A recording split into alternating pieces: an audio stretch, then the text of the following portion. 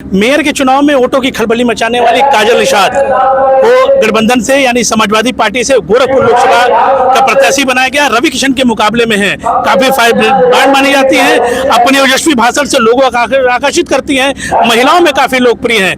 तो एक कड़ी टक्कर देने जा रही है। इस वक्त हमारे साथ काजल जी मौजूद है। क्या हाल दिख रहा है? भारत समाचार का मैं कोटि कोटि धन्यवाद करती हूँ। हमेशा ही अपने ज़मीनी हकीकत दिखाने का काम किया है। पत्रकार महोदय, मैं आपका स्वागत करती हूँ और सभी दर्शकों को प्यार भरा नमस्कार एवं प्रणाम करती हूँ। माहौल बहुत ही अच्छा है क्योंकि जनता वर्सेस सत्ता का ये चुनाव चल रहा है। ये काजल निषाद का व्यक्तिगत चुनाव नहीं है, ये जनता का चुनाव है और जनता लड़ रही है सत्ता से और जनता जीत रही है सत्ता से। तो रवि किशन जी तो कह रहे हैं कि कहीं कोई दिख ही नहीं रहा, चारों तो हम ही दिख रहे हैं।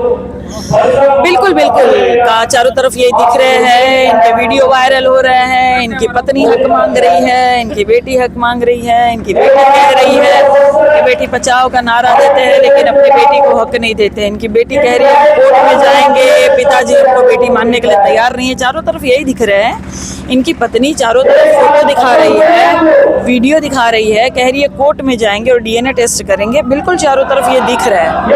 आपकी मेहनत में तो किसी को शक नहीं है, महिलाएं हो, बच्चे सब आपकी तरफ आकर्षित है। काजल निषाद को ही लोग क्यों वोट दें? 3 कारण बताएं। पहला कारण, मैं लोकल हूँ, मैं यहाँ की बहुरिया हूँ। माननीय सांसद जी फिल्मों में बहुरिया बनते हैं लेकिन मैं यहाँ की बहुरिया हूँ। तीसरी बात यह है कि मैं लगातार जनता के बीच में रहती हूँ, चलती रहती हूँ। पैर टूटा फिर भी चलती रही, अटैक आया फिर भी चल रही हूँ। इनके सुख और दुख में जाती रहती हूँ। हर घर में कहीं भी मैं जाती हूँ, किसी भी टोला किसी भी ग्राम सभा में जाती हूँ तो जरूर दूसरी एक महिला बोल देती है कि अरे मेरे फूफा पे घर गई थी, अरे मेरे ससुराल तो तुम गई थी, अरे मेरे मायके तुम गई थी, अरे मेरी मौसी घर तुम गई थी। तो सबको पता है कि मैं हर जगह चलती रहती हूँ, जनता के बीच में रहती हूँ, इनके मुद्दे उठाती रहती हूँ।